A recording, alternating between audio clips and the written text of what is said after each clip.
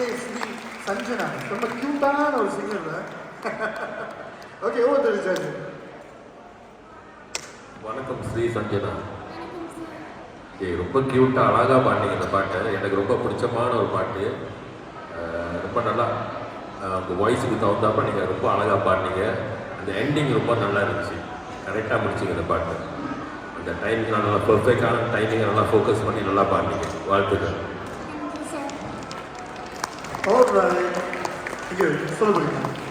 ஒன்றும் இல்லையா? Okay thank you.